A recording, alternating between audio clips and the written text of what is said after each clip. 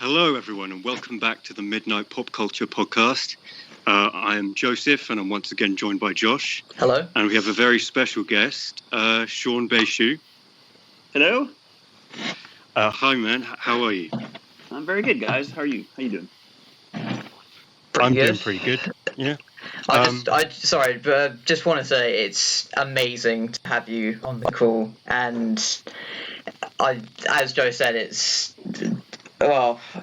just really breathtaking, really, to interview you, who's been in so much stuff and has been in games and like films and stuff that we love.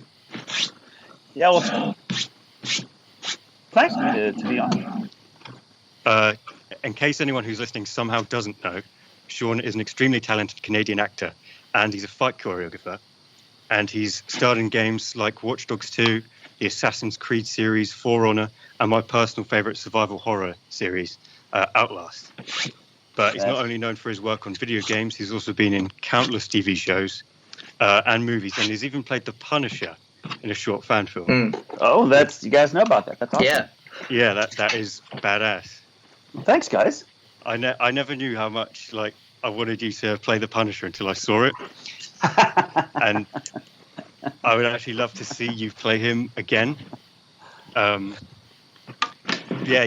been kind enough to join us on the podcast, and we're eternally grateful. Yeah. And thank you so much for being here. My pleasure. Thank you guys once more for having me on. So we're going to start off with some very basic sort of general questions. Sure. Before we move on to the more nerdy stuff. Excellent. Also, to anyone listening, we will be talking about Outlast spoilers. So if you haven't played them, well, I mean, what you're doing with your life. But first off, how did you get into the acting profession? Was it something you were always interested in? I wouldn't say I was always interested in being an actor, but since I was young, from an early age, I was always a very kind of outgoing kind of kid. I liked to entertain. Outgoing isn't exactly true. I was actually quite a shy kid, but in the right circumstances, I loved to entertain, tell jokes, reenact my favorite movie scenes, all that stuff.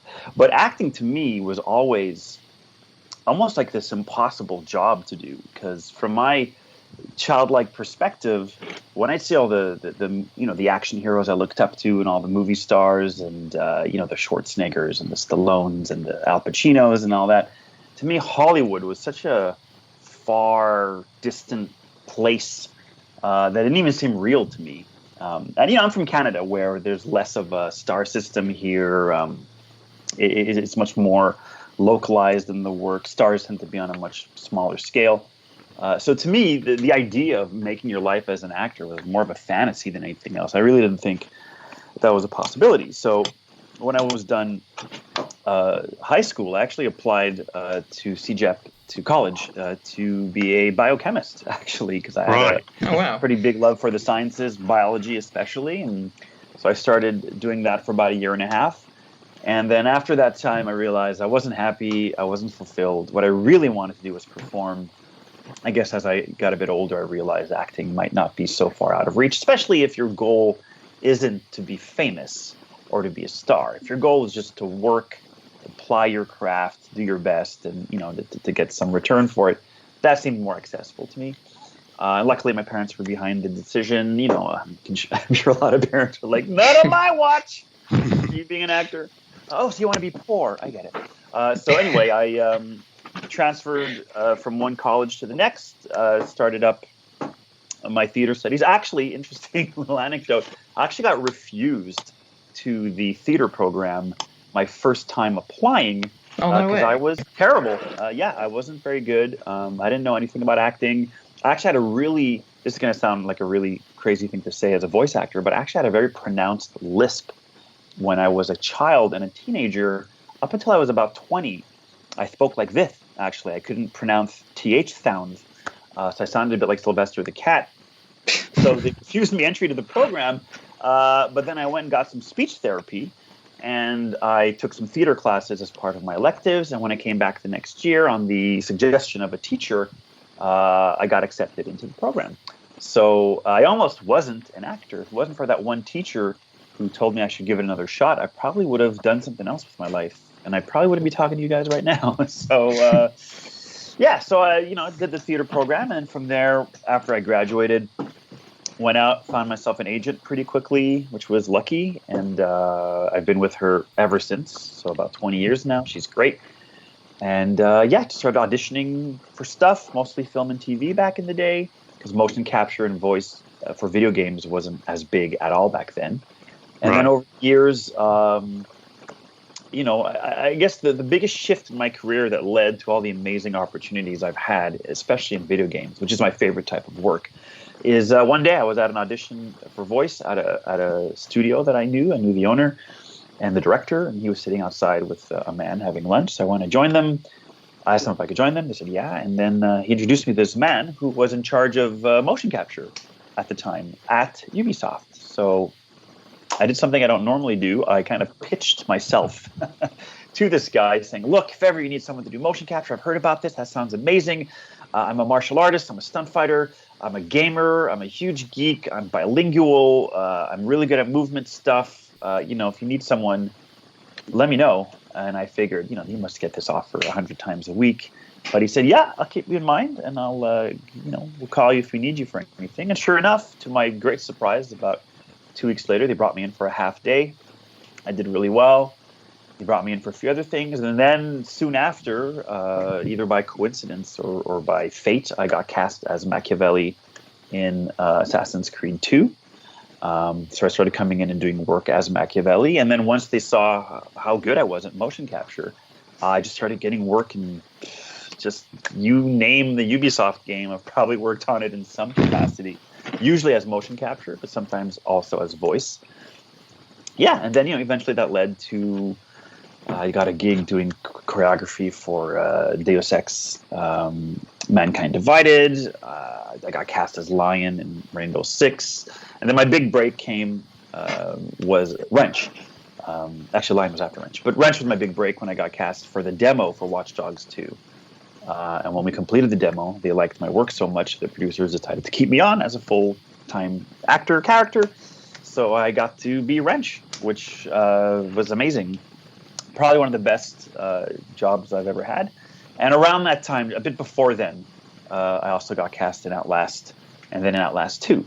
So those were a good few years for me, where the jobs were kind of coming fast and hard. And since then, I've just been kind of, working on new projects. I actually worked on about 3 or 4 new projects, some of which were announced, but I cannot talk about them because I can't reveal to the public what I did until the game was actually released. Right. But some of the games I'm actually worked on in a rather large capacity, and other games I worked on in a very small capacity. It's that's been basically it. I mostly do video games and voice, mostly. And on occasion, I'll do film work, TV work. Rarely, but it happens. I'll do stunt work as well, either as a choreographer or as a stunt performer. And I haven't done theater in a while, but I did theater about 3 years ago. That was a great experience. I also do coaching. I teach stage combat. I do all sorts of stuff. You have to stay pretty diversified and versatile as an actor, especially in Canada, if you want to make a living off of it. I managed to keep my head above water doing all these things. Awesome. Both Josh and I are actually quite interested in getting into the profession. Sure. What advice would you give people like us? When you say profession, though, do you mean like a generic actor? Well, Joe wants to be more voice actor, whereas I want to be more like in films. Okay. There's so many different approaches to that profession. I've seen in my, I've been at this for over 2 decades now. I've seen a lot of people succeed. I've seen a lot more people fail. Generic advice I could certainly give you. There is one caveat, though, is that I often get, not that you guys said this, but I will address it for the people listening. I often get asked, how do you become a voice actor? To which I always answer, I do voice work, but I don't consider myself a voice actor. I'm an actor, period, because I do all sorts of different mediums: theater, film, dubbing, original voice for animation, video games, motion capture, stunt fighting, choreography, commercials, radio spots. All of those require the same base or core skill set, which is, a knowledge of dramaturgy, character analysis. There's a technical side as well, especially to mocap and voice, which is just technical knowledge of how to use a mic, how to use your voice, how to modulate your voice, dialect studies, voice studies. You can specialize you have, just in voice alone, you have narration, you have audiobooks, you have cartoons, you have dubbing, you have video games, you have corporate videos. There's all sorts of different fields which require their own subset of skill or knowledge. So most people I know who are successful voice actors are also actors in a larger sense. Actually, I can't really name you anyone I know who's a successful voice actor who doesn't also act as well. I suppose if you just... Sorry, go ahead. No, sorry, you carry on. Well, I was just going to say, especially if you consider today that most of the work I know people do is film, television, commercials, and like I said, a huge amount of video game work, when you'll either do mocap or voice, or more often than not, do both of those things together. That requires a higher range of skills than just being, good with your voice, for example. So I'd say if you study acting, if you understand acting as a whole, then you can approach voice acting as a subset of those skills and be pretty good at it. But as with all things in life, like some musicians can play 6 different instruments and write and produce and sing, and other musicians are like, I play the bass, that's it. So it's the same thing with acting. Some people are stronger in certain fields or less strong in other fields. One of my main strengths as an actor is, without bragging, it's versatility. Like, I can play a lot of different character types. If you look at my filmography, or rather my credits in terms of video games, I've played all sorts of different ethnicities, types. Even when it comes to mocap, which is nonverbal, I've even played different genders. I've played women on occasion. I've also played animals. Genders. I should say gender singular. I've only ever played another gender singular, which is a woman. But I've also played animals on occasion, children, guys who are bigger than me, fat guys, guys who are smaller than me. Your ability to adapt and to embody these traits is really an asset as an actor. So I'd say if you want to be, a film actor, like Josh, for example, right? That's what you said, Josh. More interested in film. Then, I suggest, as my personal suggestion is the path I took, which was the academic route. So, if you can't get into a theater program at a school, take drama lessons, take theater classes, improv classes, dramaturgy, different methods or approach, like Meisner or whatever works for you. And explore, learn who you are as an actor. And then, these things will teach you things like dramaturgy, like breaking down a scene, character motivations, what do you want in the scene, how are you going to get it. Improv will teach you things like how to create your environment. One of the main challenges, what I mean by that is one of the main challenges of motion capture is you don't ever really have the environment you're playing in to work off of, right? In film, if you're doing a scene on a beach, well, you're on a beach. So the water, the salt spray, the gulls, the sun, the sand, all that's there. It's always just there for you to just have instead of interact with. Yeah, exactly. If you're in a restaurant, then you're in a restaurant. Or you're on a soundstage that looks like a restaurant. Yeah. Theater is the opposite. Theater, you have to pretend you're wherever you are. So if you're at your mansion in a play, well, you're not actually in a mansion, because if you look to your left, there's 100 people sitting in the audience. Yeah, like the sound director looking to the side or something. Sound director, the lights, So you have to imagine a few things. Imagine there's a wall there, so you're not looking at your mom in the 4th row. Or imagine that flare of light outside is a car pulling up, as opposed to just a gobo that's something that the lighting guy is moving up and down to simulate a car riding, right? Yeah, or there's the sort of prop thing where you have like a leaf in your hand and you're supposed to be a forest or something like that. Yeah, exactly. It depends how interpretive you want to get as well. Whereas motion capture, you're on this weird empty stage all the time. So if you're on a beach, you better pretend you're on a beach. If it's cold, if it's winter, if you know, whatever's going on, you have to kind of project yourself there. So I find as a theater actor, my theater training really helped me slip into motion capture acting more easily than someone, say, who has just a film background, because I have more experience or practice, you know, kind of creating that world around me.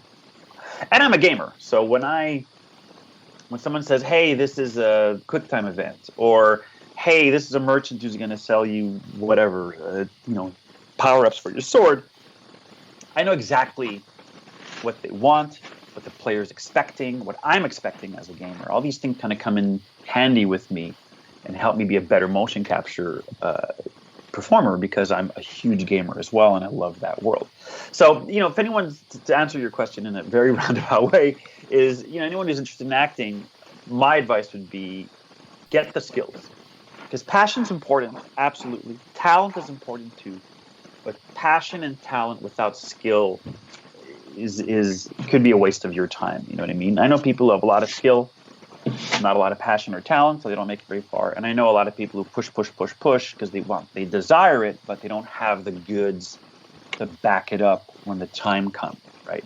Yeah. Someone calls me last minute, "Can you come in? We have an hour to get through 40 lines of dialogue." They know I can do that, and they'll be able to cut corners and save on time and money with me because I'm experienced and I've done it. But if you've never been in a sound booth, and you're really passionate about being a voice actor, just give me a shot, right? And they put you in, you got to deliver that kind of thing in an hour. You've never done it before. You'll just embarrass yourself, right? You'll waste their time. They'll waste your time. They won't want to work with you again. So I caution people against just jumping in. I often really get fans or other people being like, "Hey man, if ever you need a voice actor, you know, I'd love to give it a shot." And to that I say, first of all, I never hire anyone to do this. I'm not a producer. I'm not a director. I get hired. I'm an actor. So I can't help people that way. And two, careful what you wish for. You know, I could point to almost any job I do nowadays that without experience would be very hard to do in a really good professional way. So get the skills, audition, get an agent if you can. Put together a demo if you want to do voice work. So for you, Joseph, if you're interested in voice work, collect the work you've done. You know, get more training if you can. Take workshops.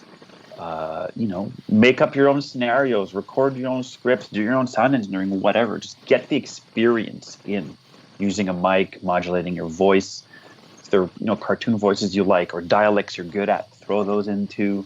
Think about what kind of voice work you want to do and then focus your initial body of work on that. Always play to your strengths as an actor, right? If you're really good at, I don't know, doing cartoon voices, then aim for that, you know what I mean? But yeah, it's a much longer and more complicated process than most people think, because most people just see the end result. Oh, Shawn Baichoo's in Outlast, he's doing the voice, he just went to a studio and did it. But, you know, that's the result of years of training. Yeah, they don't see all the training or the work that's put into it before the end. Any good artist, you know, whether it's visual artist or musician or anything artistic at all, a good artist is you don't see the work that went into the result, you just see the result, you know. And that's why I see a lot of, you know, things on Twitter popping up, for example. I have a lot of friends on Twitter who are artists, visual artists, and they're like, you know, it's easy for someone to say, "Oh, $40 for an avatar for Twitch, for example, or whatever.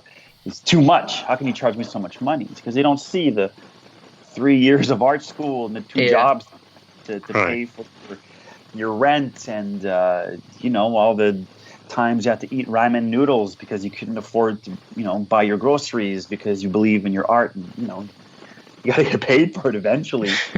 It's not about just valuing the work. It's about valuing the history and the time associated with that, you know. And the same thing with actors. Over time, you get more experience, you get more confident. I'd say I'm a better actor now than I was 10 years ago, just because of my life experience, you know. Well, I mean, you're always like improving when it comes to acting, though, aren't you? So, well, because acting is life, if you think about it, right? Acting really is just taking life. And every experience you take is like adding an extra bit to your sort of actor scenario. Your bag of tricks, if you want to call it that, or your lived experience. You know, if your best friend dies, it's horrible and it's devastating and it's awful. But then you also have that sort of I know. you got to do a scene where your mom just died and your mom's still alive. You have Well, that sort of if feeling your already friend who booked died up. last year, you're going to bring out the waterworks and you're going to hit that note, and it's going to be raw. And that's another thing is actors, something you can't learn that you need to kind of develop through time and through failure and success. But failure to me is a greater teacher is vulnerability is probably the most important part of any actor, of any performance. And that means vulnerability as in you have to be open and willing to commit so fully that you run the risk of being judged or ridiculed. You know what I mean?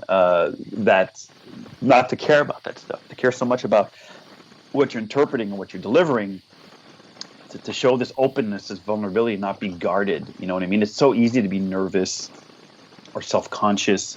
Like the greatest hurdle I've ever seen any actor get over when they're beginning is getting over themselves. This whole vulnerability and fear. Because, as social creatures, I read once that the fear of public ridicule or public speaking was a greater fear in general for most people than death, right? Which is an incredible statistic. I don't know if that's still true today, but it makes sense to me. Yeah. Because death is final. But ridicule means being ostracized. Yeah, because you feel like if someone's constantly putting you down, then obviously that's going to mess with your mind a lot more than if you're just straight dead. Exactly. And it's also going to mess with people's perception of you, right? If I, let's say I did an interview that was, or something that was seen by people live on TV, and I laughed so hard I blew a snot bubble in the top of my face, right? There's no taking that back. It's out in the ether forever, and then people just rip on that. Then I become known as Snot Boy or whatever, you know what I mean? Like, I put myself at risk by exposing myself to public critique and analysis, and the risk there is ridicule. Being ostracized. It's our monkey brains going, all right, I don't want to be ostracized from the tribe. I need the tribe, my friends, my family, my peers in society. I need them to survive. So this deep animal fear of ridicule, I think, is one of our biggest obstacles as an actor, because you're so terrified you're going to make the wrong choice or say the wrong thing or forget your lines or be embarrassed or, whatever. And what you learn over time as an actor is, well, there aren't really wrong choices. There's just stronger choices and weaker choices. And it's really about what you put into the work and how much you believe in yourself that'll affect the outcome. You know what I mean? Yeah. So that to me is the great filter when it comes to acting, is you need to learn to be vulnerable, to fail, to fall on your face, to be laughed at. And then pick yourself back up and keep trying. And also rejection is a major part of it too. It's so easy to take it personally. Oh, I auditioned for 50 projects. None of them hired me. I must suck. No, I'm not right for those projects. Maybe the 51st will be a massive thing that becomes, what I'm known for. So, failure is your teacher and it's your friend as an actor in a sense. That your resilience to failure and your desire to keep pushing forward because you love what you do ultimately is what's going to make you succeed. Oh, yeah, it's almost like a motivation puller, really, because if you build up a resistance against how many times you've failed, it gives you more motivation to do better the next time, doesn't it? It does. I mean, I'll have on occasion a bad audition. Like, the industry's so fickle, though.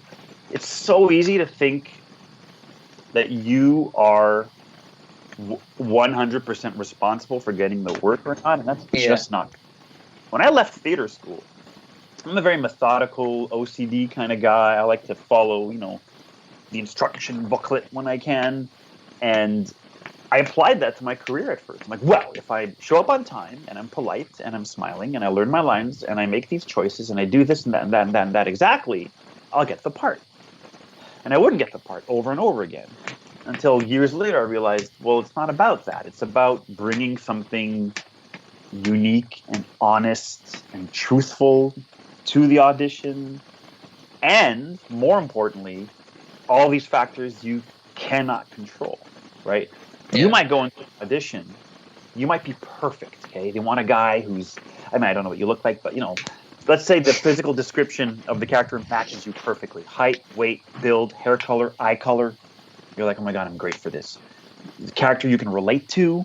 I was like this guy a few years ago, or like he's like who I am today. Perfect. You learn your lines. You go in. You kill it. You do a great audition. You leave. You're confident. You're like, man, I really get the feeling they're going to call me for a callback. But little do you know, you would never find this out, that the director, let's say, is a woman, and she just doesn't like you for some reason. She can't quite put her finger on it. It's something about your face that bothers her. So she doesn't even consider you for the part. And turns out you remind her of her ex-boyfriend, right? Right. It's not your fault, right? It's her fault, if anything. Or vice versa. If it's a man and a woman comes in, he's like, I just don't like her. People are like, really? She was great. She worked. Yeah, I don't know. I'm not vibing. I'm not getting it. Right? It's things like that. It could be. I was once told, don't audition too close to lunchtime, because for the last hour before lunch, casting people can be a little cranky, and they don't care so much about your performance. They care more about, okay, 2 more people to see, and then I can go have my burger. You know what I mean? So many things. Maybe his wife broke up with him that morning. Well, you're shit out of luck, man. You can give the best audition you want. He's not thinking about you. He's thinking about his divorce. Like, people are human. We're presenting ourselves to human people to judge us in acting. So, you can't take that personally. So if I get rejected 100 times for different parts, I don't think I'm bad. I just think it's bad timing. If anything, have like an open mind. Well, too bad. That production would have really benefited quite a lot by having me on board, because I think I'm a good actor and I've got a lot to offer. You know what I mean? So you got to just trust in yourself and believe you're going to get that work, even if it takes 2 weeks, 4 weeks, 4 years, 40 years. I mean, for some people, it doesn't happen, right? And success also isn't an indicator of future success. If I look back, I've had better years than this one. I mean, this is the pandemic, so it's kind of an exception for everyone. Yeah. But in years past, I've had better years with more projects. It's just the timing was better. It's not because I was a better actor and I'm a worse actor now. So now I've had this nice transition in my life where I used to, some years ago, probably around before Watch Dogs 2, I used to kind of on occasion, if I had no work lined up, be like, oh my God, what if I never work again? What if I've made a terrible mistake? Being an actor, I have a mortgage to pay. What am I doing? So now, if I have the weeks ahead of me are clear, I'm like, I'll be fine. Something's coming. I'll audition for something. A booking will come up. I will work again. I'm a valuable asset to the industry. It's fine, right? And that has largely proven to be true so far. So yeah, that's perseverance, and I don't want to get too Oprah on you guys here, but it's about putting in the work and then having that passion, that perseverance to push through the low moments till you get to where you want to go. And every year I look back at where I am in my career, and I've made it further than I was before. So as long as you keep pushing forward, it can happen for almost anybody. It's also a question of opportunity. Like, I don't know what the acting scene is in England, but I mean, I know it's a bastion for theater, for example, but this is true all over the world. And we can't get deluded by, hearing stories like, oh, Vin Diesel got discovered pumping gas, and they gave him a part. I'm like, sure, fine, let's say that happened. It's possible. You know what I mean? But that's the exception to the rule. Every single actor I know, even guys who've become famous now, like Michael Mando, for example, like he's huge. He was Voss. I don't know if you guys know who he is, but he was Voss in Far Cry 3, and then he was on Better Call Saul, and he's in Spider-Man. He plays Scorpion. Like, he's just got a massive career. Yeah. Like, he went through, I remember doing independent films that he would write with him because he was pursuing his vision because no work was coming. Then he made the move to LA, and then he took this risk, and he took that risk, and he got that job, and it was an incremental thing. It wasn't, I was pumping gas and he's handing me a part, all the guys, Elias Tefexis, another great voice actor who's moved to the States and does a ton of video games. He's Jensen and Deus Ex and all that stuff. And him too, did some theater, did some voice, did this short film, did that project, did this small part in a TV show, did these commercials. And it all stacks up over time until you realize, hey, I'm a working actor. And I think maybe that's the biggest takeaway here. Forgive my long rant here, but the biggest takeaway for me is there was no moment in my career where it clicked or I flipped the switch and I was like, oh, now I'm a working actor. It's just you kind of ease into it until eventually you turn back and go, oh, well, I guess I've been a working actor for a while. Like I remember when I quit my waitering job to focus full-time on acting and never got a job like that since. So to me, maybe that's the moment. But yeah, it's kind of an incremental thing. Moving on to, say, Outlast, for instance. When you auditioned for that, did they just pull you into the studio and you were just told to do loads of grunts, or were there some actual lines you had to record? Well, Outlast is funny because that actually came as a bit of a surprise to me. This isn't normally how these things work, but it started off as just a regular audition. I went to a studio here called Game On Studio, and they do a lot of audio for contract games, Warner Brothers, Red Barrels, etc. Yeah. So I went in, read for Blake. I had no idea, not Blake, Miles. I had no idea what the project was. So I went in, did my best.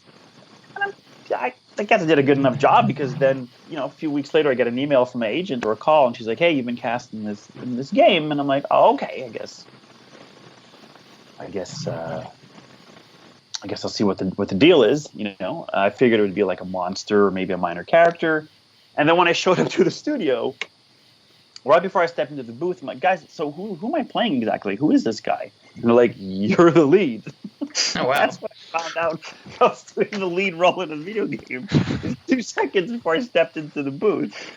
So I was like, oh, great, that's awesome. And then they gave me the rundown of what the game was about and everything. And I still remember I really knew what I was in for when the director, we were doing one of the first scenes, and he was like, all right, so here, you're walking, and then maybe this Outlast too, I forget now. But you look down, and you're standing on a carpet of dead babies. And he said that. I was like, oh my God, what have I gotten myself into here? It was a great experience. He was super good to work with. And what's nice is we had a lot of levity. I know it's a very heavy subject, but we needed to laugh in between and joke. If not, I would have, lost my mind and screaming. So crumpled. You know what I mean? And Outlast 2 was kind of the same thing too. I went in, auditioned with Erica, who plays Lynn. And my assumption when I went in was that, oh, it's a female lead in the second game. Cool. Because she was staying for all the auditions, and the men were coming and going. So I figured she had been cast as the lead, and I was just coming in to play some secondary character. Plus, I was like, well, I did the first game. They're probably having me in as an Easter egg in the second one. They're not going to cast this dude twice. You know what I mean? And I was wrong. Once again, they're like, no, this was for Blake, and you got the part. But, Miles never spoke, so they could recycle the actor, I guess. So kind of cheated that way, But it's a testament to your performance as Miles with just the grunting and screaming that at the end when he's like broken and in an incredible amount of pain, I really, really cared about him. Yeah. The scene where Miles gets his fingers cut off. Oh God, yeah. Was the most difficult part of the game for me to record because for some reason, I mean, I guess for artistic reasons, and I think it was a good idea, but it made it a lot harder. Is as soon as Miles gets in the elevator, or it's a dumbwaiter, I think, is an elevator. I think and he starts going up, and then that dude grabs him, and he's in the wheelchair, and then he wheels him into the room, and then he has this whole big speech, and he takes out the knife, and then the scissors, and he comes over and he starts cutting off his fingers, and then all the way to Blake. Miles wriggling free, vomiting in the sink, and then staggering out. That entire section was recorded in one go, in one take. Wow. Normally, you'll stuff up, like, okay, give me a falling scream here, and we'll patch that with the grunt of jumping, and then we'll patch the two together, and boom, it's jumping, falling.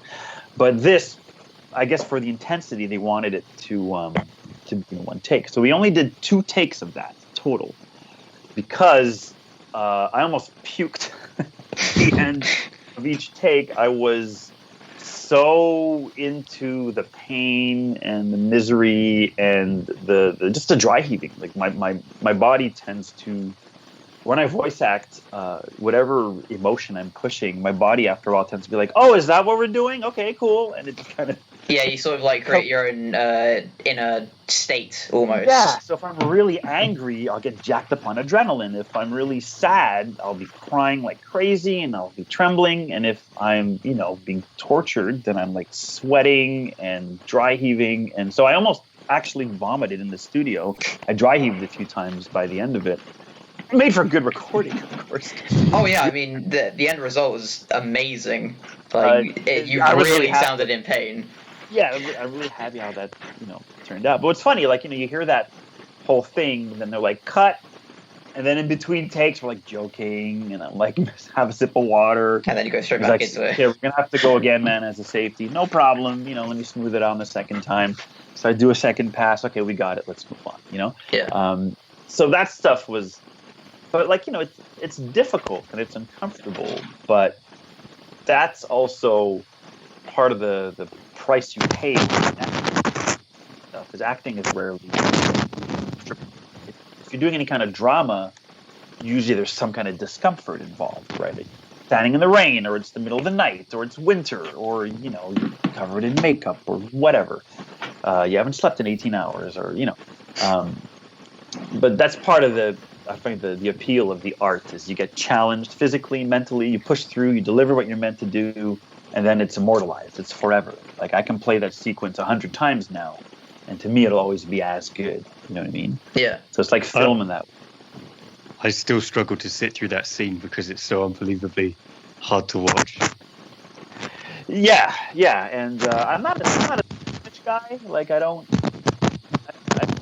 like horror movies, but I don't like torture porn. So movies like Saw, for example, where people just get completely wrecked and dismembered and stuff. I'm less into that. I'd rather a film that's like, The Thing, for example, or Alien. Right. Some nice... I don't mind gore, chest bursters and tentacles and stuff. But when it's just human suffering taken to the nth degree, that's what I have a hard time with. So I can totally relate to you having difficulty to sit through that, because that's the exact kind of thing I have the most amount of trouble with. Especially that we know people throughout history have been tortured and mutilated and abused. So you can relate to that reality, as opposed to, wow, chest bursters aren't real. We hope. So no one's actually gone through that, Yeah. But I suppose that's one reason why Outlast is so, or was so groundbreaking, because a lot of people could genuinely envision themselves in those situations that Miles was in. Sure, especially because it's a first-person game, right? Yes. Think how much less impact that game would have if it was third-person. It just wouldn't be the same experience. I find first-person survival horror is really popular for a reason, because it's super immersive. And exactly, yeah. I cannot imagine playing a game like that with VR, for example. I tried VR for the first time ever a few weeks ago. My friend loaded up the Walking Dead game for me in VR, and I didn't even fight any zombies. I was just practicing how to, interact with the world, and already the immersion factor is so much higher that even if you're reminding yourself it's a game, your brain doesn't care. Your eyes don't care. Your senses, your reflexes don't care. Right? There's some shrieking monstrosity lunging for your throat. I'm not going to press X to block. I'm going to go, and recoil backwards and trip over the footstool and, break my neck or something. So, I can imagine that would be a little traumatic. Well, yeah, because then you're not taking the sort of like backseat when you're in third person, so you're fully in control of what's happening there and then. Yeah, and I think the big difference there is in a third-person game, it's happening to them. Yeah. In a first-person game, it's happening to you. Exactly, yeah. So, I find both models work for games, but it depends what you want as an experience. Like, Halo, which was, back in the day, one of my favorite games of all time, still is to this day. It's a freaking classic. You are the Master Chief, and that's so badass, right? Yeah. Now I'm playing Ghost of Tsushima, for example, which is a phenomenal game. If you guys haven't played Yeah, it. We've both been playing it. Okay, I'm completely in love with this game. It's just the best game ever. But I want to see Jin's story. I'm not a samurai in 1275, and I'd feel weird pretending that I was. I'd rather see his story and make decisions for him, like who's he going to kill and what's he going to say to this person. They're both valid experiences, but I think the reverse. Ghost of Tsushima to me wouldn't be as good if it was first person, and Outlast wouldn't be as interesting if it was third person. Exactly. And also, first person limits your scope, your point of view, which is the most terrifying thing in a horror game. Exactly. You can't see what's behind you. When you want to turn around, right? Yeah. Plus, I imagine what it's like as well is with, say, Ghost of Tsushima, because you're running around killing like Mongol warriors. If it was first person, you wouldn't feel that sort of alienation and like loss of hope you have. Whereas if it's in a horror game, because if in Ghost of Tsushima, you go around doing whatever the hell you want, and there's no consequence. Whereas in Outlast, if you wait out in the dark, then Chris Walker's going to come out, or a patient's going to come out and clobber you. Yeah. That's actually an interesting way of putting it, because I find the big difference is agency, right? I think it's a matter of agency. That in Ghost of Tsushima, you've got a bow, and you've got kunai, and you've got smoke bombs, and you've got a katana, and a horse, and you've got all these tools and resources and agency to deal with threats of violence. But you have none of that in Outlast. All you can do is run, hide, and hope. So I have a really hard time with those kind of games, and I find them hard to find fun, because I personally in life, I would want to defend myself. I would want to improvise a weapon, do something. You know what I mean? Like I just run and hide. Even though the inhabitants of Temple Gate will absolutely murder the hell out of me, I would go down fighting. If they kidnapped my wife, I couldn't run and hide. I'd be more like Jin Sakai than Blake. Like I'd be sneaking up on dudes and shanking them if I thought it would save someone I love. So it's that disempowerment that I find really hard to get over. Like, give me Resident Evil any day of the week. Okay, you have 6 bullets. Fine, I'll make them work. Somehow 8 zombies, 6 bullets, make it work. But when all you can do is hope they don't see you, hope you pick the right spot. I find that kind of tough to navigate. But I mean, Outlast was such a paradigm shift for horror games. And until that came out, it was pretty much almost a dead industry, survival horror, and Outlast paved the way for so many other games like Alien Isolation. I mean, all sorts of different horror games. I was going to mention Alien Isolation because that's kind of the only other one. I don't play a lot of horror survival games just because, like I said, it's not my favorite genre. But as someone who doesn't play them, I do absolutely recognize Alien Isolation as being the other one that's on par with Outlast, and I don't really know of very many others that do it quite as well. I mean, you got games like Silent Hill or Slender Man or whatever, but it's not the same approach to horror as survival horror games like Alien Isolation and Outlast. And I think that's unique. I mean, other people might have copied the formula. They're kind of like the originals, you know what I mean? Yeah, I mean, the run and hide horror is a very popular branch of survival horror, and it's all thanks to Outlast, pretty much. Yeah, and the jump scares and the the immersion too. Like I said, I think a lot of people react well to and immerse themselves and connect to Outlast as this visceral experience because I don't know how to say this without sounding like I'm tooting my own horn, but I think I do a good enough job with the fear that it becomes the player's fear. Yeah. Especially like when you're when Miles is like panting or something, when you're hiding from say Traeger. Like trying not to make too much noise. Yeah. For fear of them hearing him or something. I think why that's so powerful is because any player who's like, who's playing Miles, who's hiding in a barrel, let's say, is like, if I was hiding in a barrel, I'd be making those exact same noises. Yeah. As opposed to Jin, I'm like, if I had a katana, well, I'm sorry, but the Mongols would murder me within 4 seconds. It'd be over, right? Like it's one of them is a power fantasy. The other one's more like a simulator, if you think about it. Yeah. Or like a victim of a serial killer simulator type of thing, like where you just kind of feel that powerlessness most people would feel. So I think, that's why it has the same appeal as like really good horror movies. And I feel really blessed that I was able to be part of a seminal game that kind of, maybe changed industry in some small part and how it influenced the genre. Yeah, it changed it massively. I mean, yeah. So that's really awesome to be part of that. Yeah, I mean, when Outlast came out, I was probably too young to be playing it, but I did so anyway. And it's stuck with me ever since. It's honestly it is my favorite horror game of all time. Oh, really? Yeah, I love that game so much. I knew it so well at one point that I managed to finish it in an hour. Oh, wow. Full on speed run.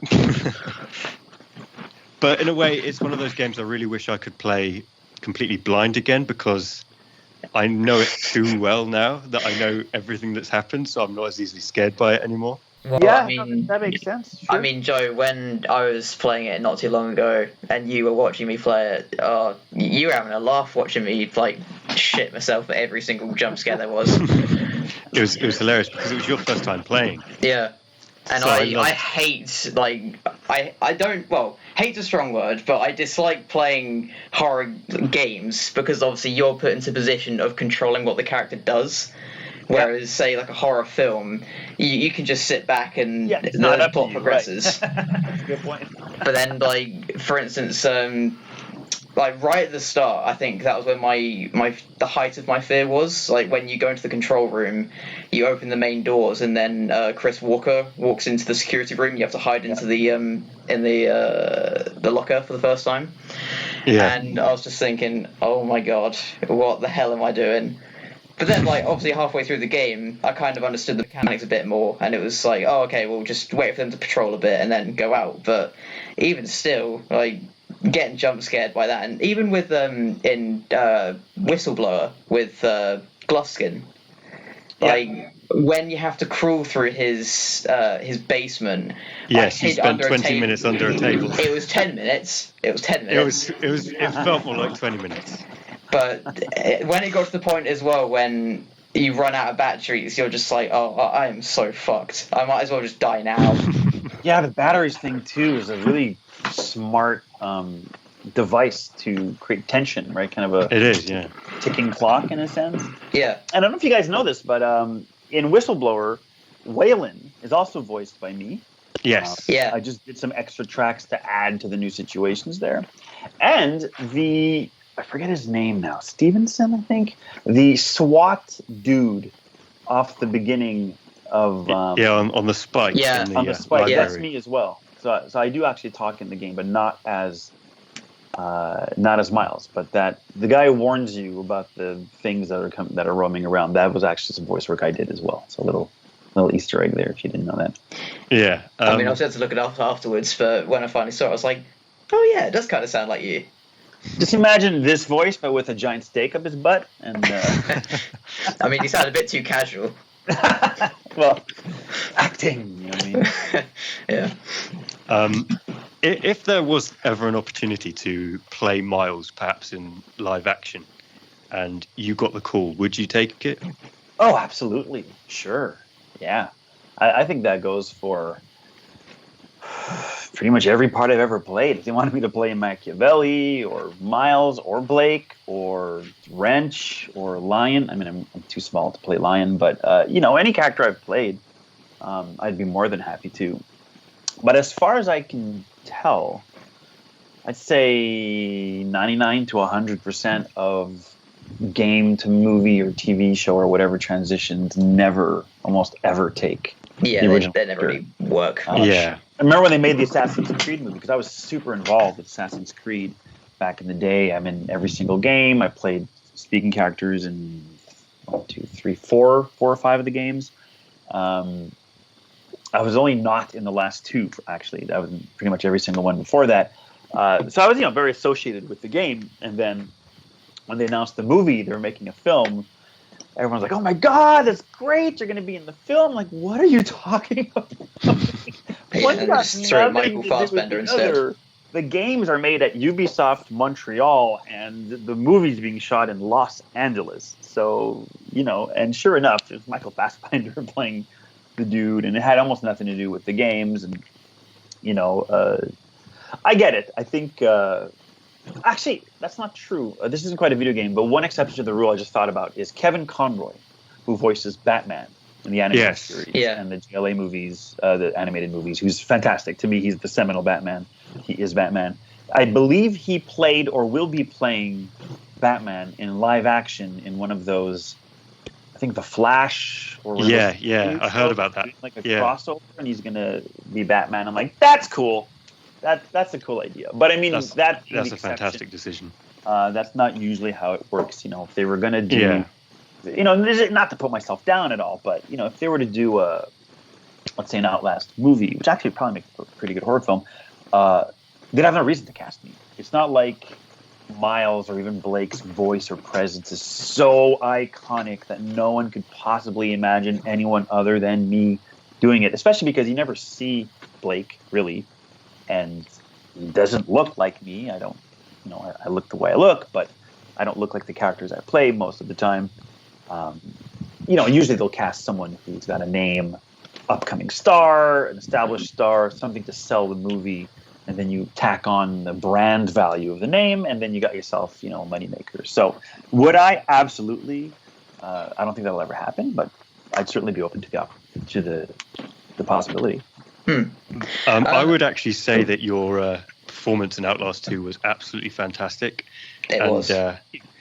If Oscars were given for survival horror video games, I definitely think you would have won one.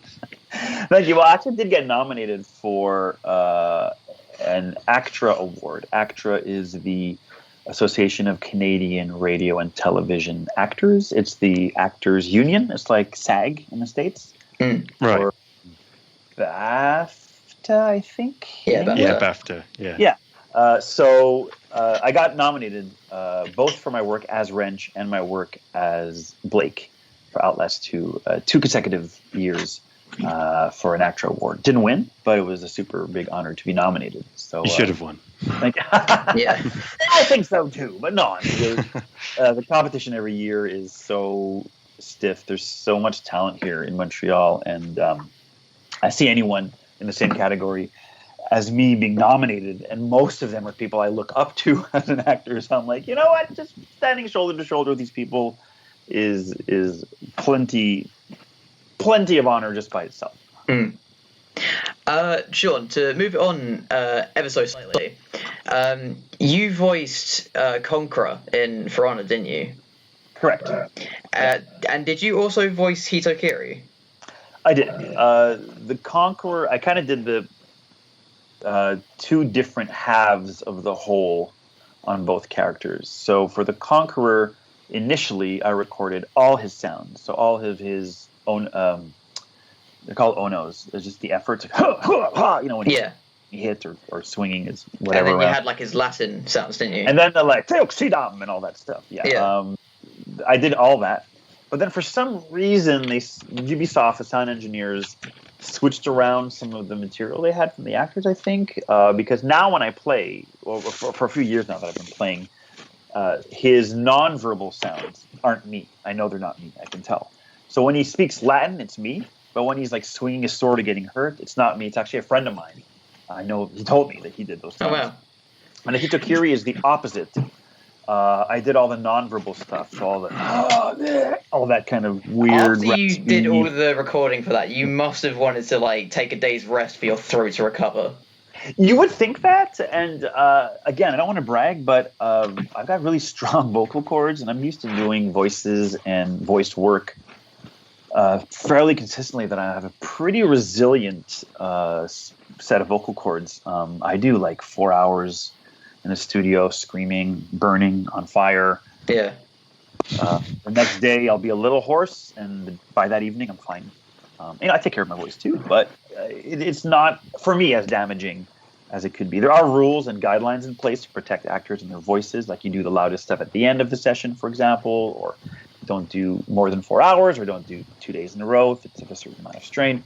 But I rarely ask for breaks when I work, and I rarely need to rest my voice, just because again, not to brag, I have a very strong set of chords. Yeah, I did a lot of theater in my training and in my early years, so that really builds up your vocal stamina as well. I imagine you get to like a certain point in your work as well where you decide not to take breaks because you get so into the role or something that you just want to get I'd rather done. just push on and take a break after. But sometimes they're like, well, actor by law, you have to stop and take 10 minutes, which is fine too. And you can just get right back into it after. So, but with the say, because you've played For Honor a bit, haven't you? Yes, quite a bit actually. I'm a big Did you main Conqueror for a while? I started with the Conqueror just to see my work, and then I wasn't crazy about him, so I kind of moved on to other characters. Then I stopped playing. Yeah. Maybe a year or so later, I came back, and then I fell in love with the game. I went through every single character, learned every single character. Like I've now considered myself competent with pretty much anyone in For Honor. And, the Conqueror is great, but I find the game so well balanced. I mean, I don't fight competitively, so I'm sure I wouldn't think this maybe. Well, I mean, if you do it competitively, then everyone's got their own sort of tips and tricks to beat people. But I find as a casual player, I play with my friends. Yeah, casual player is much better, I think, because it's just more satisfying to not think, oh, what are they going to do next? Are they going to feint this attack or something? It's just, well, they're going to attack and all the things like, oh, you have this many milliseconds as a punishing attack to your opponent.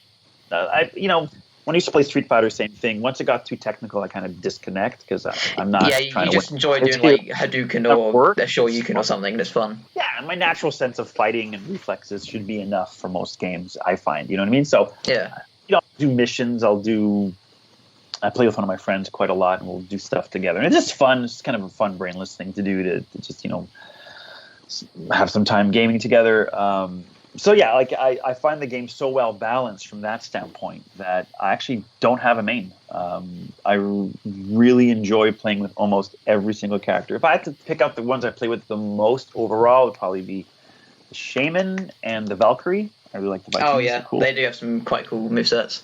I just have fun also just customizing the characters and making different like little builds and stuff like that. Yeah, kind of satisfied my OCD nerd side. Did you see many Conquerors doing the regular emote spam ever? I'm sorry, what? The emote spam, one, and then they just constantly keep spamming that over and over again. I'm quite a fan of all the spams. I love doing that. It's the best. There's one of my favorite parts of the game is doing that, actually, making my friend laugh. But to just finish what I was saying earlier about Hitokiri, I did all the non-verbal stuff for him. Yeah. All the screaming and all that. But the actual spoken Japanese, they hired a Japanese actor to do that, which I thought was a really good idea. I mean, it blends in quite well. So. Oh, he was amazing. Like, anyone who's not me wouldn't be able to tell the difference. And even I have trouble sometimes telling it's not me, even though I know how to record that. I mean, look, I could probably learn to say the words phonetically, but it will lack the authenticity. And I'm really big on representation. If you can have, people who are less represented in games actually do the work when they are represented, I think that's always better because it'll bring something to it that, a relatively whitish guy like me could bring. I'm not fully white. I'm kind of a weird ethnic mix of a bunch of stuff, but whenever possible, I think it's a great idea. And the third voice I do actually in For Honor that not many people know is I also voice the Japanese RAM commander during Breach. Yeah, I noticed that the other day when I was playing. I thought, hang on, he sounds a little bit familiar. That's me yelling. I find it kind of ironic though, almost, because I mained Hitokiri from when he came out, and only now, whenever I hear like the grunts and stuff, I think, my God, how have I not noticed this until now? But I like to think I can change my voice. You can. You do it amazingly well because obviously I hadn't thought of it until now. Of course. I don't expect most people to anyway, and it's exceedingly rare it does happen, but it's rare that someone will hit me up and go, "Hey, are you this character in this game?" Yeah. And sometimes they're right, but usually people just don't know, because I like to change my voice. And, yeah. Well, I mean, it's like how, say, Wrench, for instance. Obviously, he's more of a higher pitch, sort of more energetic sort of role. Yeah. But Wrench is just me when I get excited. Like, if I get really excited about something, I start talking like this, and then you see Wrench starts to come out. Right now, I'm talking in my lower register because I'm speaking into some earbuds, and you're getting most of my voice. So like I don't need to project as much. Exactly. But that's another reason why I do a fair amount of voice work, is the people who know me know of my range. So I'll get called into a thing, and a guy will be like, "Hey man, great, we need you to play this character, and this character. This guy, let's try him in a lower register. This guy, maybe use your higher register. And this guy, can you do like a British accent or an American accent or whatever?" And I'll just kind of, and then especially if it's for a smallish, like a background or a couple lines, most people won't notice. And I've actually had the joy on a few times of, especially with dubbing, which is when you replace one language with another, for, you guys know what dubbing is. Yeah. I've, watched scenes where it's like 2 or 3 characters talking to each other, and like I'm all the characters. They will cross over in a scene, and you wouldn't know it's the same guy. And I find that's really cool to see, because it's, and I had my ultimate gaming moment a few months ago when I was playing Breach in For Honor, and I think I was playing the Conqueror. I was fighting the Hitokiri, and the Japanese ram yelling in the background. Just three. Oh my gosh, I'm in most of this scene right now. So things like that are pretty cool too. Mm. And that happens a lot with mocap, because you can mocap any number of characters in different layers. So I've, the opening cinematic for Deus Ex Human Revolution, Mankind Divided.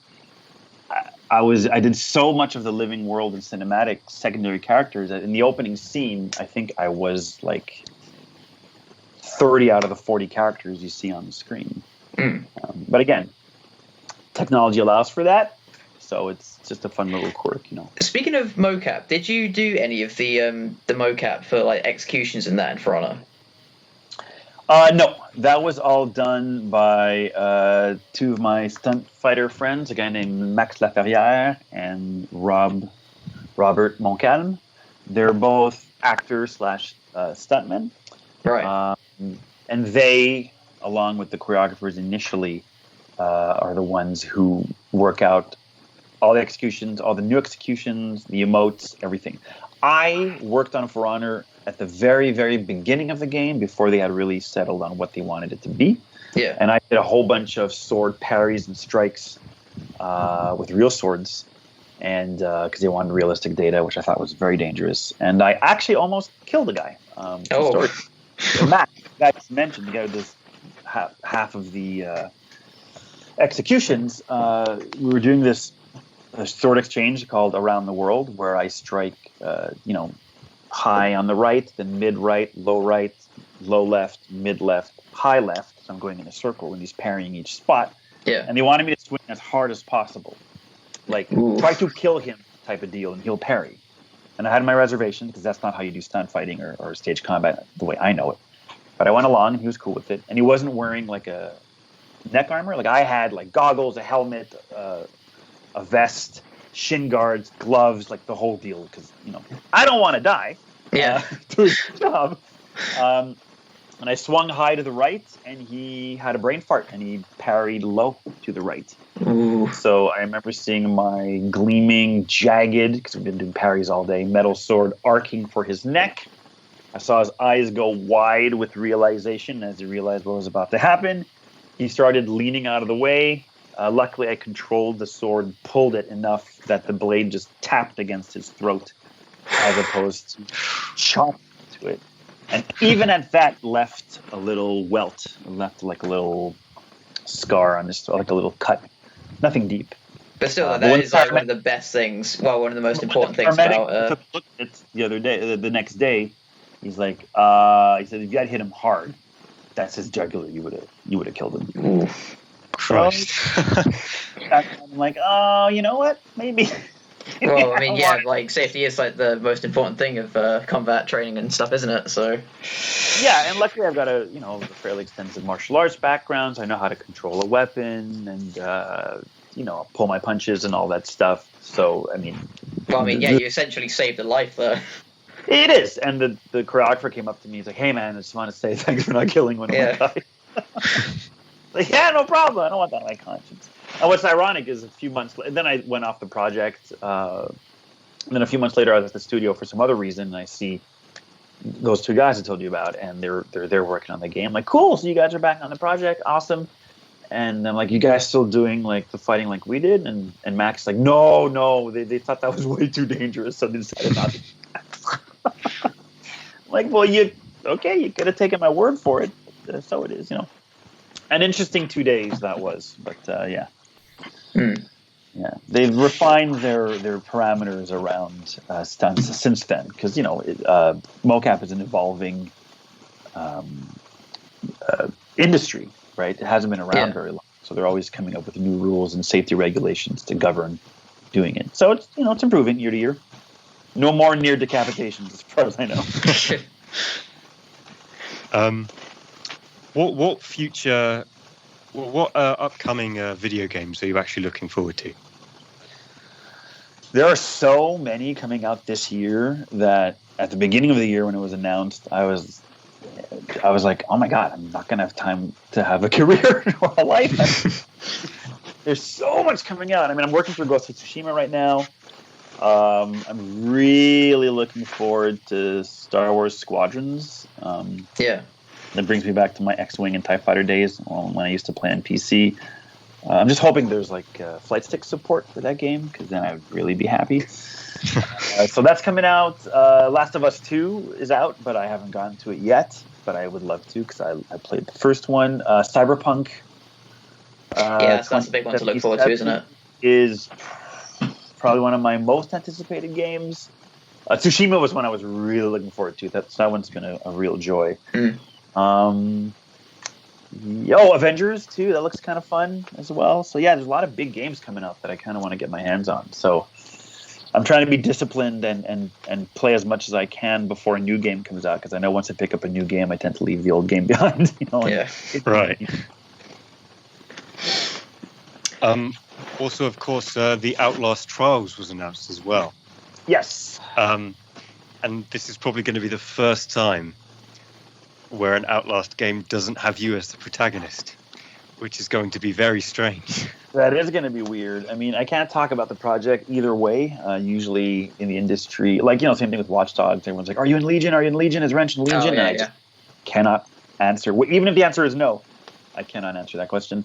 But yeah, I mean, if that were to be the case, I wouldn't have a problem with it at all. I already thought it was immensely generous of them to hire me on for the second one.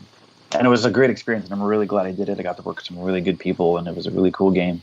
But I think it'd be overkill if they just keep hiring this guy for every single game. As good and as versatile as I am, I'm not even sure the direction they're taking with this game. However, that doesn't mean I won't be involved in some capacity, because I also, again, this isn't very well known or publicized, but I mocapped the vast majority of the inhabitants of Temple Gate. Oh, really? Oh, wow. Chases you, jumps over a fence, the syphilitics, all the people, every person in the orgy, all those people. You were in the orgy scene. Yeah, I am the orgy scene.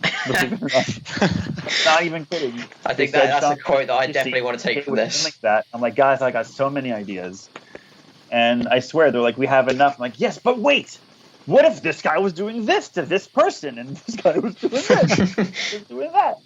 And they're like, let's just keep rolling. So yeah, they I studied Japanese movement artists that they were basing some of those mud stick people off of. Oh yeah, the heretics. Yeah, I had to find up new physical vocabularies for rest positions, attacks for every single type of enemy. It was great. It was a huge challenge. We did it in 3 days up in this studio that's out of town. And I didn't play any of the, any of the spoken main bad guy characters aren't me doing their mocap, but I did Blake's as well. But also, like I said, most of the inhabitants of Templegate was me doing that mocap. So, I'm usable in different ways with Red Barrels or any company, depending on if they want to use me or not.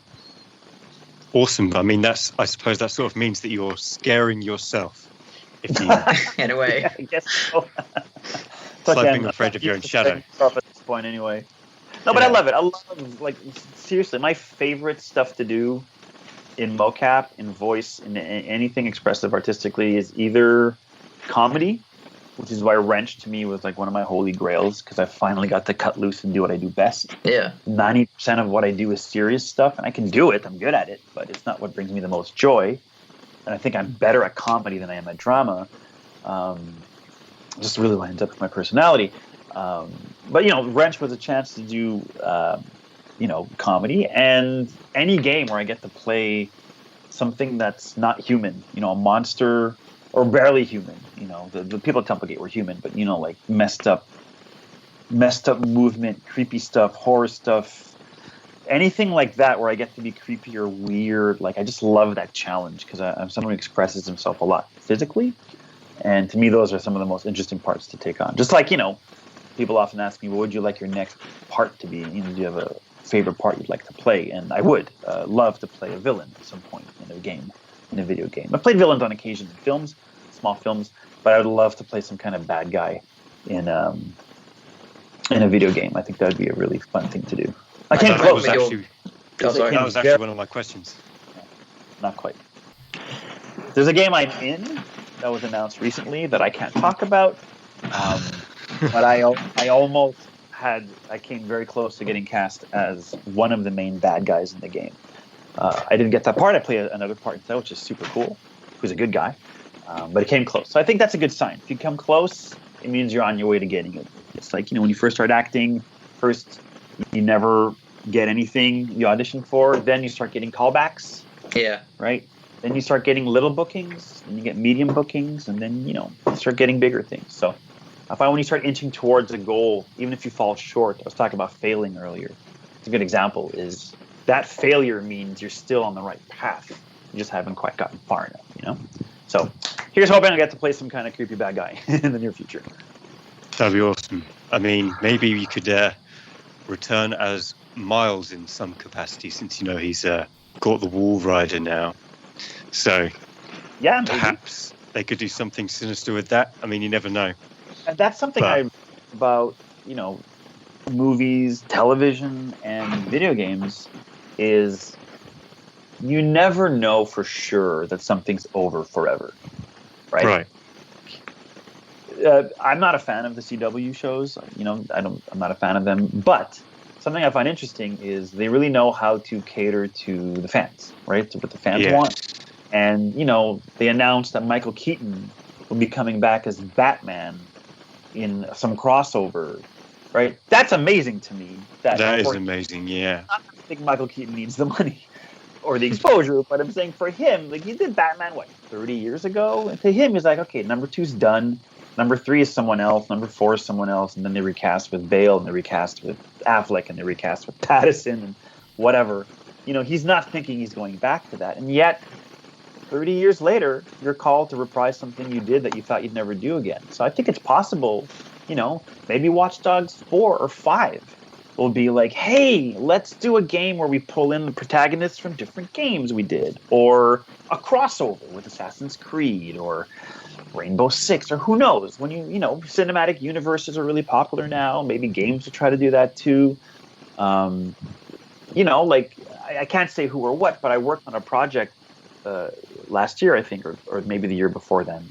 Time is meaningless now with the pandemic. But I worked on a project where they had an actor come in, and he was reprising a role he literally played 15 years earlier.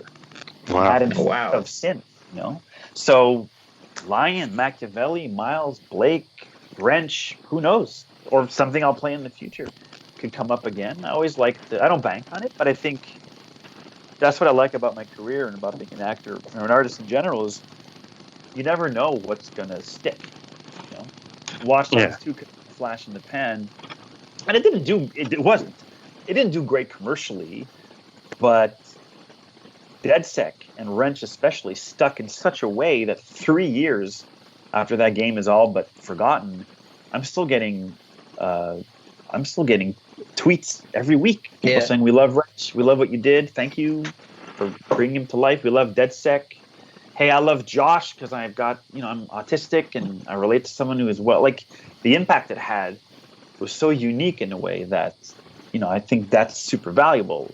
I'm not comparing this to, say, Star Wars, which is huge, but when Lucas made Star Wars, he basically just made the film because he wanted to make a film about space wizards. Yeah. It wasn't like redefine cinema and franchising, and toy sales. That happened after, but it was just the right thing at the right time. So I love that concept that I could audition for something tomorrow, and it turns out that it's just timed so right that it becomes massive, and that's what I'm known for the rest of my life.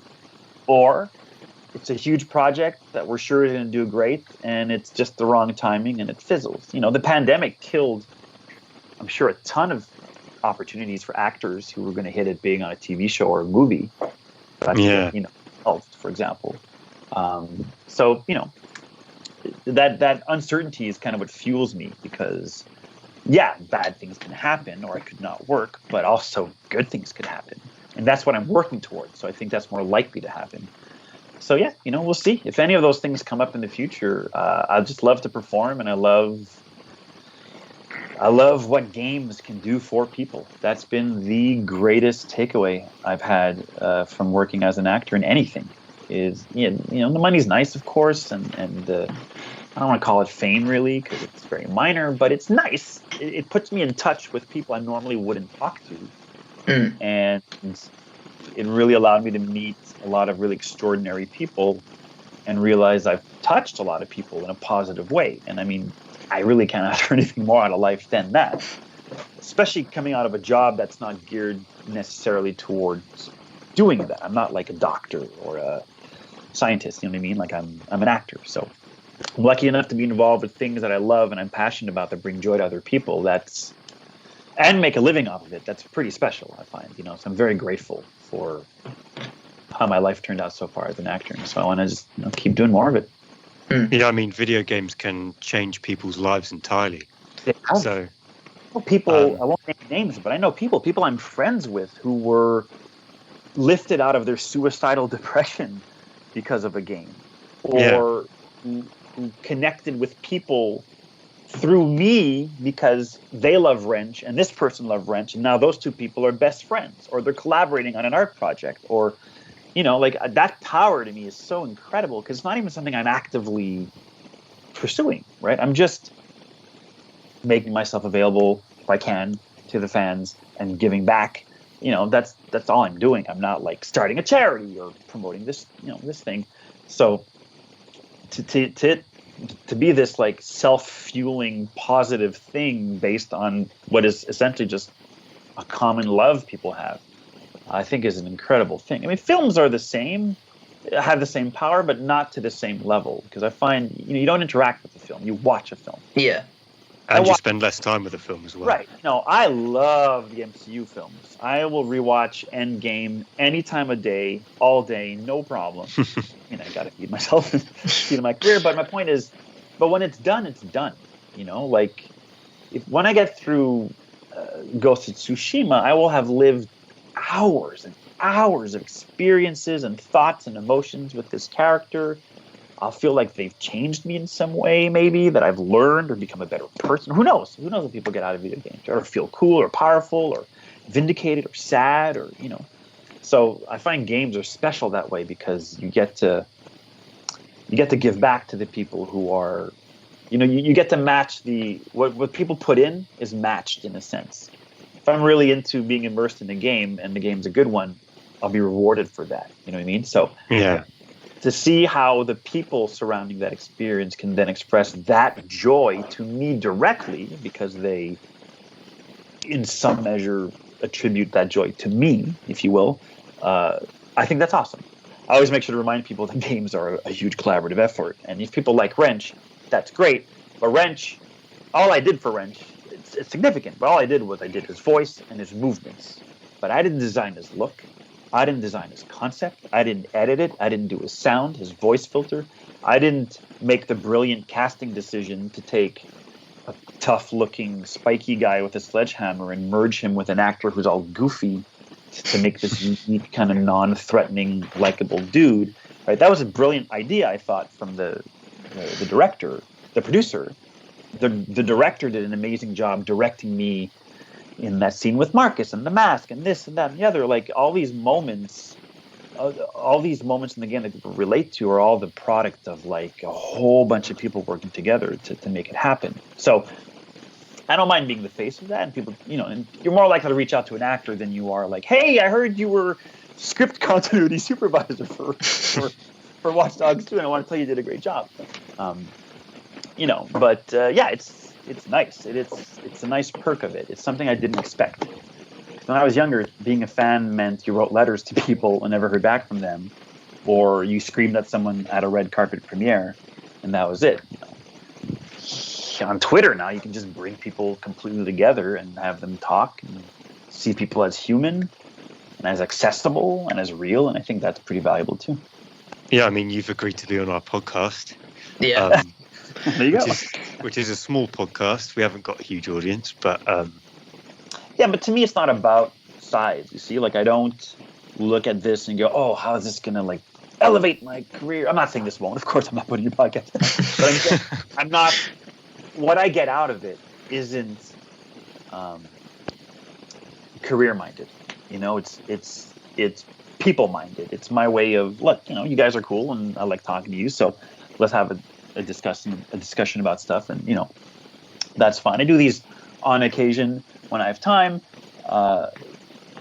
because I enjoy it, and I enjoy the interaction and the, like it's my way of giving back, I guess, in a way, because all these people follow me on Twitter.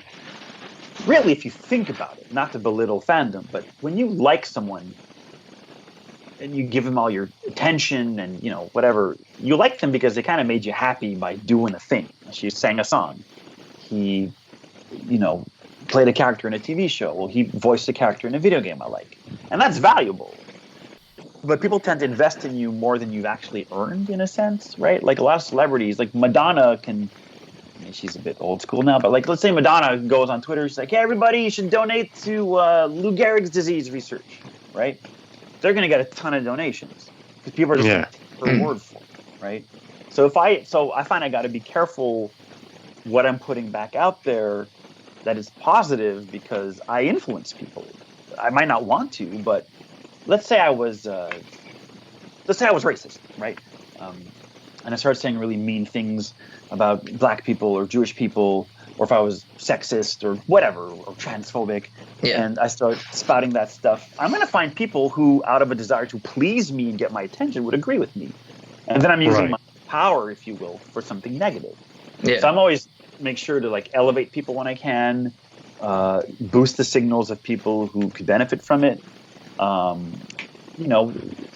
I guess you call it staying humble in a sense, but it's not about that. Like I find I'm so grateful that people give me this much time and attention that the least I could do is not take it for granted and kind of re-earn it every once in a while, not just by being someone who entertains people through my work, but by someone who's worthy of it as a person who's generous with their time or their opinions or their patience or whatever, you know what I mean? Mm-hmm. So yeah, that's kind of like the reason why I think things like this are worthwhile. Would you ever be interested in coming back on the podcast at some point? Yeah, I don't see why not. You guys were fun to talk to. Oh, cheers. Awesome. Maybe once a number of games I've been on actually have been released. Yeah, we can do those. That was a mess. Let's talk about this.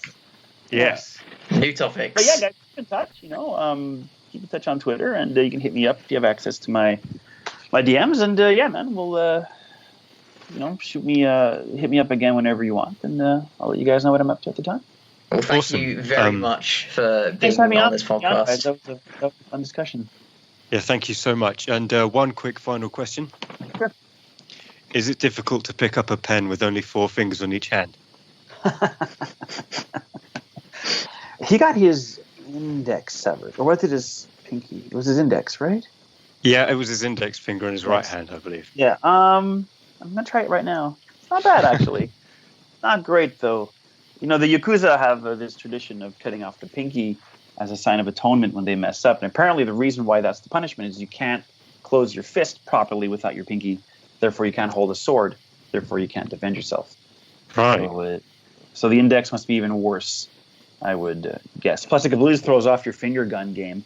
Trying to yeah, get a finger gun, flip someone off now, and take your other finger. Haven't got a barrel. But yes, thank you so much once again for being on the podcast. You guys. I apologise that both me and Josh have been such kiss asses. But Oh, not at all. Not at all. I'm flattered. yeah, it's been an absolute thrill having you, and we'd love to have you again. Yeah, man. Like I said, hit me up when you'd like to do another one, and that I won't be repeating myself too much. And yeah, man, we'll do it. Awesome. Is there anything you wanted to say to him, Josh? Other than thank you very much, and we look forward to hopefully hearing from you again. Guys, Not really. What I could offer for your listeners, if anyone wants to follow me on social media, I'm at Yes. Shawn Baichoo on Twitter, just one word. On Instagram, I'm Choobai. That's CHOOBAI. It's like a flip of my last name. At Choobai on Instagram, and on Facebook, I have a fan page, Shawn Baichoo fan page, and I also have a website where I try to update pretty regularly projects I'm doing, photo gallery, demo reels, all that stuff, and that's just ShawnBaichoo.com. So pretty easy to find.